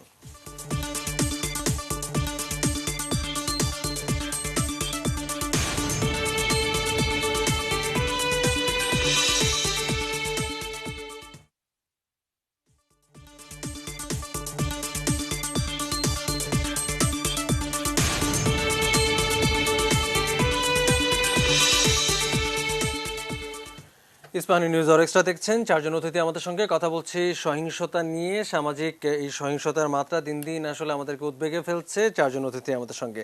এই পর্যায়ে ব্যারিস্টার মিতি সানজানা, আবারও আপনার কাছেই যেতে চাই। এর মধ্যে অনেকগুলো পয়েন্ট কিন্তু আমাদের সামনে চলে এসেছে, বিশেষ করে সামাজিক কাঠামো পরিবর্তন এবং গত কয়েক দশকে প্রযুক্তি এবং আধুনিকায়নের মাধ্যমে আমাদের সমাজে যে পরিবর্তনগুলো এসেছে, এরকম অনেকগুলো বিষয়কে কিন্তু সামনে আনা হচ্ছে অপরাধ প্রবণতার কারণ হিসেবে। এবং একই সঙ্গে আমাদের শিক্ষা ক্ষেত্র বা এক ধরনের যে নৈতিক যে বিষয়গুলো আসলে আমাদের সমাজে প্রবাহিত হয়, সেগুলোও কোনো কোনো ক্ষেত্রে বাধাগ্রস্ত হচ্ছে দেখে অপরাধ প্রবণতার হার বাড়ছে কিনা এমনটাও কেউ কেউ আসলে বলছিলেন। তো আপনি তখন বেশ কয়েকটি পয়েন্ট আমাদেরকে দিচ্ছিলেন। আমরা একটু বুঝতে চাই যে আমরা শুধু যে বাস্তব জীবনে সহিংসতার নানা রূপ দেখতে পাচ্ছি, যে বিষয়গুলো আমাদেরকে উদ্বেগে ফেলছে, একই সঙ্গে আমরা কিন্তু যেটা আমাদের গত কয়েক বছর ধরে বড় ধরনের একটি মাথা ব্যথা, সেটি হলো সাইবার স্পেসেও কিন্তু বহু মানুষ আক্রমণের শিকার হচ্ছেন, এবং যে বিষয়টি কিন্তু এক ধরনের উদ্বেগে ফেলছে। এবং আমরা দেখছি যে তুচ্ছ কারণে এবং কোনো কারণে মতামতের মিল না হলেও কিন্তু তিনি হেনস্থার শিকার হচ্ছেন, আক্রমণের শিকার হচ্ছেন। এটিও কিন্তু একটি সংস্কৃতিতে দাঁড়িয়ে যাচ্ছে প্রায় বলতে গেলে। তো এই পরিবর্তনগুলোকে কি আপনি বাস্তবের যে অপরাধ প্রবণতা তার সঙ্গে মেলাবেন কিনা কোনোভাবে? জি, অবশ্যই বাস্তব জীবনে যার ভেতরে অপরাধ প্রবণতা রয়েছে সে কিন্তু সাইবার স্পেসে সাধারণত এই ধরনের অপরাধগুলো সংঘটিত করে থাকেন। তো এখানে একটি বিষয় হচ্ছে যে যারা আসলে সাইবার স্পেসে, আমার কাছে যেটা মনে হয় যে বেশিরভাগ মানুষই, আপনি যেটি বলছিলেন যে প্রযুক্তির অনেক উত্তরোত্তর উন্নতি হচ্ছে, কিন্তু আমরা কিন্তু এখনো রেডি না যে এই সাইবার স্পেসে এবং মানে নেটিকেট যেটা আমরা বলি যে ইন্টারনেটে শিষ্টাচার, সেই বিষয়গুলো নিয়ে কিন্তু সেই শিক্ষাটি এখনো কিন্তু আমাদের হয়নি, যার ফলেই কিন্তু এখানে আপনি যেটি বলছেন যে একটা ভারসাম্যহীনতার সৃষ্টি হচ্ছে। এবং আপনি খেয়াল করে দেখবেন যে সাইবার স্পেসে যখন অন্য ব্যক্তির প্রতি বিভিন্ন ধরনের আক্রমণাত্মক এবং ভীতিকর বিভিন্ন ধরনের আচরণ করে থাকেন একজন ব্যক্তি, অনেক ক্ষেত্রে তিনি কিন্তু জানেন না তিনি তার যে এই যে বিহেভিয়ার এগুলো কিন্তু আম, অপরাধের ভেতরে পড়ে এবং দেশের আইন অনুযায়ী সেগুলো শাস্তিযোগ্য, যার ফলে কিন্তু অনেক মানুষই এই সাইবার স্পেসে জেনে এবং না জেনে অপরাধে জড়িয়ে পড়ছে। এবং এদের ভেতরে অনেকেই যারা জানেনও তিনি যে কাজটি করছেন সেটি একটি অপরাধ, তাদের হয়তো বা একটি ধারণা থাকে যে তারা কোনো অবস্থাতেই ধরা পড়বেন না বা তারা ধরা ছোঁয়ার বাইরে থেকে যাবেন। তো এই মানে যার ফলে আপনার স্মার্টফোনের সহজলভ্যতা, সকলের হাতে হাতে স্মার্টফোন, কাজে প্রত্যেকটি ব্যক্তি কিন্তু দেখা যাচ্ছে যে সেটিকে ব্যবহার করে অন্য ব্যক্তির প্রতি আক্রমণাত্মক এবং বিভিন্ন ধরনের সহিংস আচরণ করে থাকেন। তো এই ক্ষেত্রে তারা যে খুব সহজে এই অপরাধগুলো যখন খুব ভালোভাবে অ্যাড্রেস করা হবে এবং অপরাধীদেরকে আইনের আওতায় এনে তাদেরকে শাস্তির মুখোমুখি করা হবে, বাংলাদেশে আমাদের যে কারেন্ট যে সিস্টেম সেখানে কিন্তু আইন শৃঙ্খলাকারী রক্ষাকারী সংস্থা যারা রয়েছেন তারা কিন্তু যথেষ্ট এফিশিয়েন্ট। অনেকেই ভাবে যাবে একটা ফেক আইডি ক্রিয়েট করে একজনকে একটা কমেন্ট করলাম, একজনকে কিছু খারাপ কিছু বললাম বা থ্রেট দিচ্ছি কোনো ধরনের সাইবার পর্নোগ্রাফির সাথে যারা যুক্ত হয়ে যান তারা এই ধরনের মানে কোনো কার্যকলাপের সাথে জড়িত হলে তারা ভাবেন যে তাদেরকে হয়তো আইডেন্টিফাই করা যাবে না।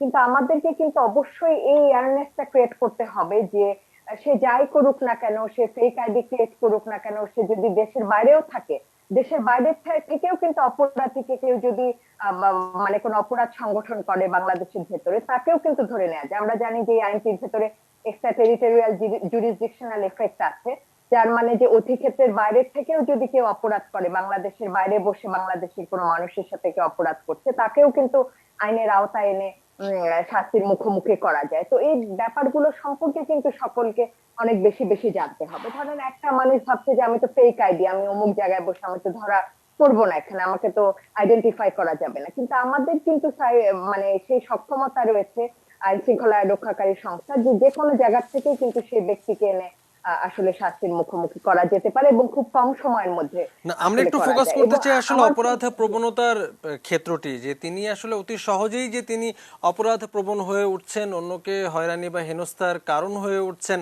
এইখানে দুটো বিষয়, একটা হলো যে অপরাধ প্রবণ হয়ে ওঠাটা তার জন্য যতটা সহজে তিনি ভাবতে পারেন এবং করতে পারেন, এটি যেমন একটি বিষয়। আরেকটি বিষয় যে তিনি আসলে অনেক ক্ষেত্রে জানেন কি না যে কোনো কোনো ক্ষেত্রে এই কাজগুলো সুনির্দিষ্টভাবে অপরাধ। হ্যাঁ, একটা হচ্ছে যে তিনি জানেন না যে এটি অপরাধ। আরেকটি বিষয় আপনি বলছেন যে অন্য মানুষদেরকে দেখে যে শেখা, একটা ব্যাড ইনফ্লুয়েন্স। সে হয়তো দেখছে যে একটা পাবলিক সেকশনে কমেন্টে আপনি দেখবেন যে হাজার হাজার মানুষ একটা কোনো পাবলিক ফোরামে কেউ কোনো কথা বলছে, সেটা যখন সাইবার স্পেসে সেটা শেয়ার হচ্ছে বা যে কোনো টিভি চ্যানেলের হোক বা পাবলিক সেকশনের কমেন্ট যদি আপনি দেখবেন, দেখবেন হাজার হাজার মানুষ, সে নারী হোক পুরুষ হোক, বিভিন্ন ধরনের অফেন্সিভ আক্রমণাত্মক কমেন্ট গুলো করে থাকে। এবং এটা কিন্তু আমরা দেখি যে আমাদের এই সাবকন্টিনেন্ট সাউথ এশিয়ার মধ্যে মানুষের ভেতরে এই প্রবণতাটা অনেক বেশি, যে যেখানে একটা মানে শিষ্টাচারের অভাব আমরা দেখতে পাই। তো এখানে কিন্তু একটা ব্যাড ইনফ্লুয়েন্সও আছে, যে দেখছে যে আচ্ছা অন্য মানুষ তো কমেন্ট করছে, এরকম ফ্লাড গেট একটা ওপেন হয়ে যাচ্ছে, যে দেখছে যে অন্য মানুষরা কমেন্ট করে, আচ্ছা আমিও তো করতে পারি, বা এইভাবে করলে আসলে তো এটার কোনো মানে বিচারের কোনো সুযোগ নেই, বা আমি যে কাজটি করছি সেটি একটি অপরাধ, আমি ধরা ছোঁয়ার বাইরে থেকে যাব, বা এটি যে আসলে মানে একটা তো শিষ্টাচারের বাইরে যেও যেটি আসলে একটা অপরাধ হচ্ছে, সে বিষয়ে কিন্তু অনেকের কোনো ধারণা নেই।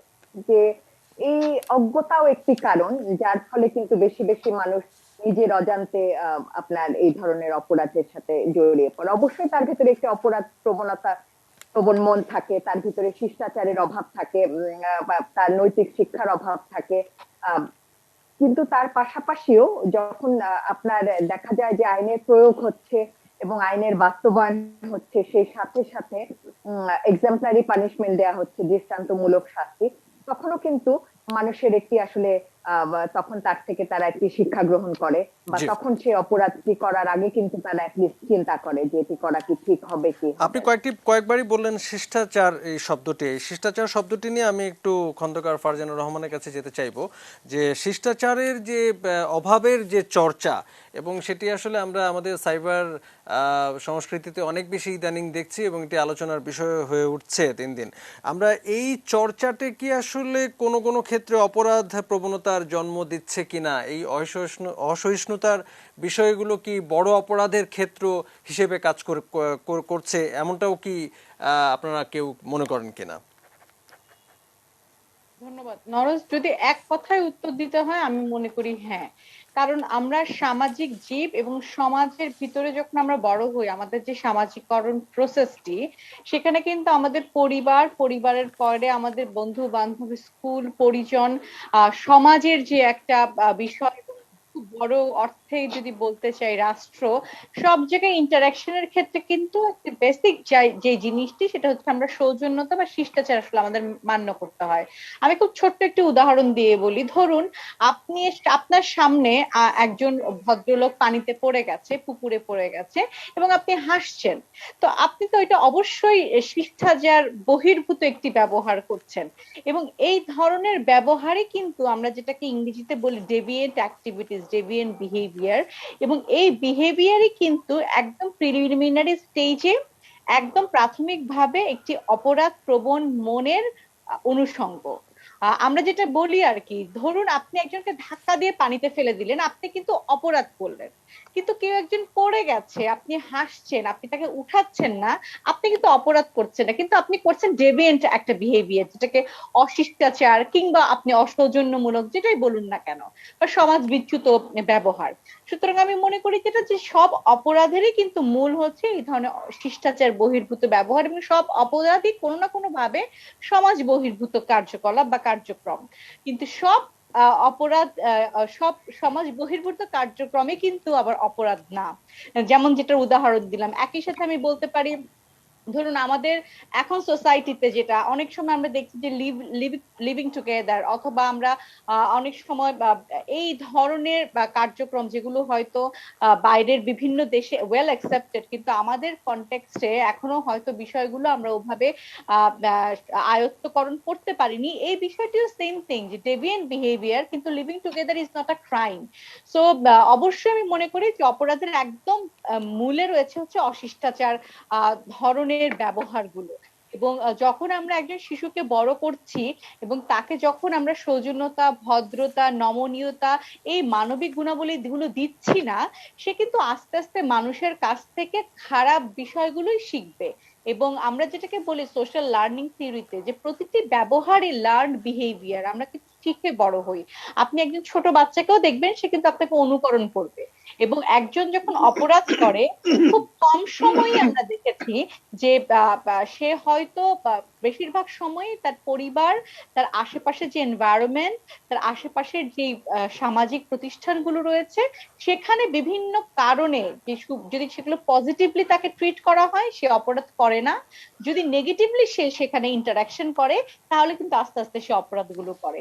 এবং দেখবেন যে সাধারণত যেসব পরিবারে এই ধরনের নৈতিকতা, মানবিকতার শিক্ষা দেয়া হয় না, এবং স্কুল কলেজে একটা ফর্মাল এডুকেশনের পাশাপাশি সবাই প্রথমে বলছিল যে আমাদের শিক্ষা ব্যবস্থায়ও কিন্তু আসলে আলাদা করে আমরা কোনো নৈতিক এবং মানবিক শিক্ষা দেইনি। কিছু কিছু ক্ষেত্রে আমরা ধর্মীয় শিক্ষা দেই, কিন্তু ধর্মীয় শিক্ষাটা একদম আমরা কাগজে কলমে দিচ্ছি। সেখানে কিন্তু আসলে আপনার যেটা হচ্ছে সমাজের প্রতি দায়িত্ব কি, মানুষের প্রতি দায়িত্ব কি, সেটা হাতে কলমে আসলে কাজ করার প্রায়োগিক এই সুযোগটি নেই। বিষয়গুলো যেটা আসলে এক বাইরের ধরনের বিভিন্ন একটা ঘাটতি রয়েই যাচ্ছে, যার প্রতিফলন আমরা আসলে পরবর্তীতে দেখি। অনেক ভালো আলোচনা হচ্ছে, আবার এই আলোচনাগুলো একটু দীর্ঘও বটে, যে একটা আলোচনাতেও শেষ করাটা কঠিন। আমাদের আলোচনা চলবে, তবে ছোট্ট বিরতি নিয়ে আমরা ফিরতে চাই। আমাদের আলোচনার সঙ্গে থাকবেন।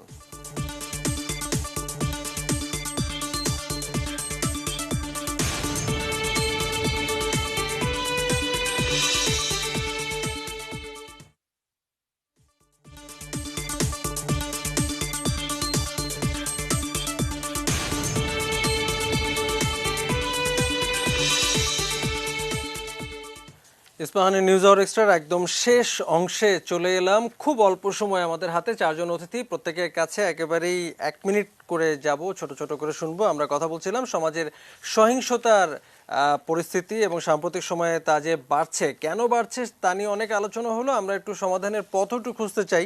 দীর্ঘমেয়াদী সমাধানের পাশাপাশি আমাদেরকে হয়তো একটু তাৎক্ষণিক সমাধানও খোঁজা দরকার কিনা সেটিও একটি আলোচনার বিষয় হতে পারে। আমরা প্রথমেই যাব সিরাজুল হোসেন আপনার কাছে, একেবারেই ছোট করে 1 মিনিট সময়। এর মধ্যে কি আপনি আজকের এই আলোচনার উপসংহার টেনে দেবার জন্য কোনো কিছু যোগ করতে চাইবেন কিনা? জি, ধন্যবাদ। আমি উপসংহারে বলবো যে বিষয়টাকে আমরা গুরুত্ব দিচ্ছি না। বিষয়টা আসলে খুবই আমার মনে হয় যে একটা গুরুত্বপূর্ণ বিষয়, এবং এটা মাল্টি সেক্টরাল একটা প্রবলেম। এটা কোনো বিশেষ সেক্টর নিয়ে এটা নিয়ে যে সমাধান করবে এটা কিন্তু সেরকম বিষয় নয়। এবং বিষয়টা আমি আপনাদের সবাইকে বলতে চাই যে বাংলাদেশে সারা পৃথিবীর মতোই 100 জনে একজন কিন্তু সাইকোপ্যাথিক। এটা সারা পৃথিবীর হিসাব। সেই হিসাবে আমাদের কিন্তু 17 লক্ষ সাইকোপ্যাথিক মানুষ থাকার কথা। সাইকোপ্যাথদের মধ্যে পুরুষ সাইকোপ্যাথরা বেশিরভাগই কিন্তু ক্রিমিনাল, এবং নারীরা কিন্তু এক্সপ্লয়েটিভ। তো এই যে 17 লক্ষ মানুষ, আমাদের পুলিশ কিন্তু কতজন আছে হিসাব করলে দেখা যাবে যে 100 জনের এক না, আমাদের পুলিশ আছে অন্তত পক্ষে 500 জন বা আরো বেশি সংখ্যায় একজন।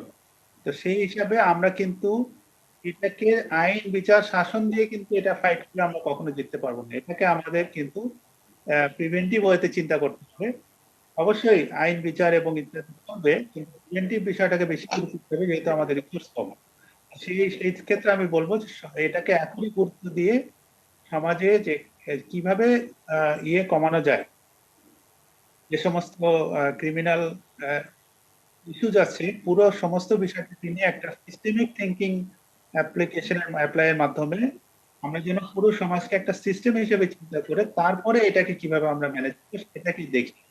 ছোট ছোট সমস্যাকে হাতুড়ি মেরে সমাধান করলে কিন্তু এটা কোনোভাবেই কমবে না, এটা আরো সামগ্রিকভাবে আসলে পুরো বিষয়টিকে দেখতে হবে, আপনি যেমনটি বলছিলেন। এটি আসলে একটি জি, কোভিডকে যেমন আমরা একটা সামগ্রিকভাবে চিন্তা করছি যে এটাকে একদিক থেকে দেখলে হবে না, রাষ্ট্রকে কিন্তু রাষ্ট্র এবং রাষ্ট্রের জনগণ সবাই মিলে কিন্তু এটাকে সামগ্রিকভাবে সমাধান করতে হবে, এটা থেকে বের হয়ে আসতে হবে। এই বিষয়টা কিন্তু কোভিড এর মতোই একটা সমস্যা, এটারও মাল্টি ডাইমেনশনাল প্রবলেম আছে, এটাকে চারিদিক থেকে এটাকে সমাধানের জন্য নিশ্চয়ই নিশ্চয়ই করতে হবে এবং সেটা এখনই নিতে হবে।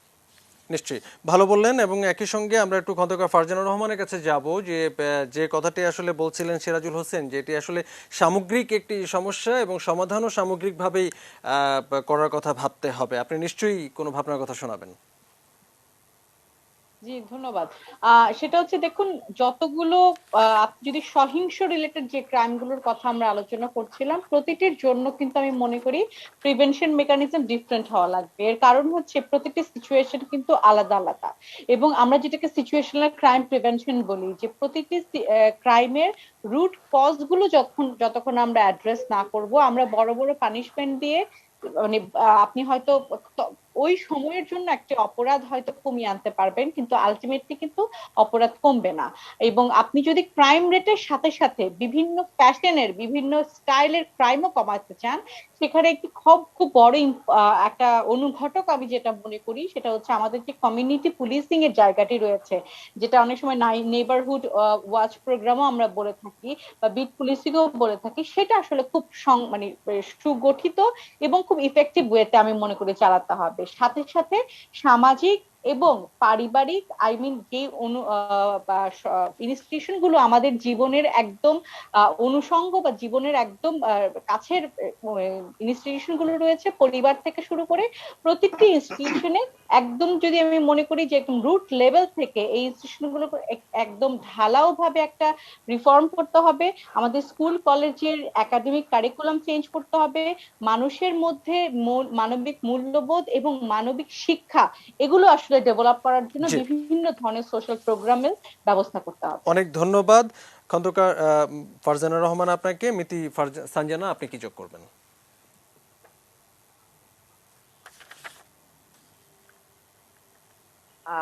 প্রথমত হচ্ছে যে অবশ্যই আইন প্রয়োগের মাধ্যমে এবং আইনের বাস্তবায়নের মাধ্যমে সুবিচার নিশ্চিত করতে হবে, এবং যে কোনো ধরনের ক্রাইমের ক্ষেত্রে কিন্তু অপরাধীকে অবশ্যই সেখানে দৃষ্টান্তমূলক শাস্তি এবং সেই সাথে সাথে দ্রুত বিচার, এই জিনিসগুলো খুব গুরুত্বপূর্ণ বলে মনে করি, কেননা justice delay is justice denied. তো সেক্ষেত্রে অবশ্যই দ্রুত বিচার করতে হবে, দৃষ্টান্তমূলক শাস্তি প্রদান করতে হবে, এবং সেই সাথে সাথে কোনো একটি অপরাধের শিকার যে ভিকটিম হচ্ছে তিনি হয়তো অনেক ক্ষেত্রে থানা পুলিশ করেন, কমপ্লেইন করেন, তারপর সোসাইটিতে তাকে আসলে ঠিকভাবে মেনে নেওয়া হয় না। রিহ্যাবিলিটেশন যে একজন ভিকটিমের, সেটা কিন্তু সোসাইটিতে ঠিকভাবে হয় না, যার ফলে অনেক আইন মানে অনেক ক্রাইমই কিন্তু আনরিপোর্টেড থেকে যায়। ভয় পান মানুষ, আইনের আশ্রয় নিতে ভয় পান, এবং আইনের আশ্রয় নেওয়ার পরে সমাজ তাকে কি মেনে নিবে কিনা সেটা নিয়ে কিন্তু তাদের ভেতরে অনেক ভীতি কাজ করে। এই ব্যাপারগুলো নিশ্চিত করতে হবে, এবং সেই সাথে সাথে অবশ্যই যে আইনে প্রিভেন্টিভ মেজার যেগুলো সেগুলো কিন্তু নিতে হবে, এবং সেক্ষেত্রে অবশ্যই সামাজিক এবং পারিবারিক মূল্যবোধের জায়গাটিকে অনেক বেশি শক্তিশালী করতে হবে। সেই সাথে সাথে নৈতিক শিক্ষা এবং মাদকের সাথে এই যে মাদক রিলেটেড যে আইনগুলো, সেই আইনগুলোকে কিন্তু আরো কঠোর করবার মাধ্যমে এই মাদকের সমস্যা থেকেও কিন্তু অবশ্যই তরুণ প্রজন্মকে যাতে তারা দূরে সরে আসতে পারে, যেমনটি আসলে আমরা শুনছিলাম আজকের এই আলোচনায়। জি, অনেক ধন্যবাদ মিতু সঞ্জনা। আমরা শেষ লাইনটি আজকের আলোচনায় শুনবার জন্য পুলিশের সাবেক আইজিবি নুরুল আনোয়ার, আপনাকে দিয়ে শুরু করেছিলাম আজকের আলোচনা, শেষও করছি আপনাকে দিয়ে। শেষ লাইনটি একেবারেই ছোট করে 30 সেকেন্ড পাবো আমরা।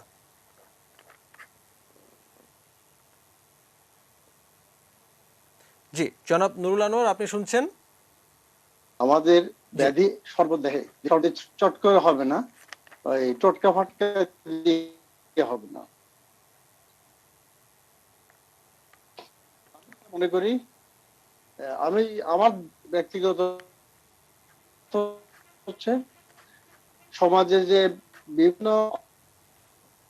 যেটা পরিবেশ থেকে আমি শুরু করি, যদি প্রত্যেকটা জাতি প্রথম থেকেই যদি জাগ্রত করি, ভূমিকা পালন করি একটা সুরে তোলার জন্য, এদেরকে শুভ চলার জায়গাতে হিট করলাম। জি, অনেক ধন্যবাদ জনাব নুরুল আনোয়ার আমাদেরকে শেষ লাইনটি শুনিয়ে দেওয়ার জন্য। একই সঙ্গে চারজন অতিথি, আপনাদের সবাইকে ধন্যবাদ জানাই আজকে এই আলোচনায় যুক্ত হওয়ার জন্য। আমরা আসলে সামাজিক যে সহিংসতার প্রসঙ্গ নিয়ে আলাপ করছিলাম, সেটি আসলে এই সংক্ষেপে ছোট্ট পরিসরে আলোচনা করে শেষ করবার নয়, এটি সামগ্রিকভাবে এর সমাধান খুঁজতে হবে, যেমনটি আসলে আজকের এই আলোচনায় উঠে এলো। এতক্ষণ যারা আমাদের সঙ্গে ছিলেন নিউজ আওয়ার এক্সট্রায়, তাদের সবাইকে অনেক ধন্যবাদ জানিয়ে শেষ করছি আজকের আলোচনা।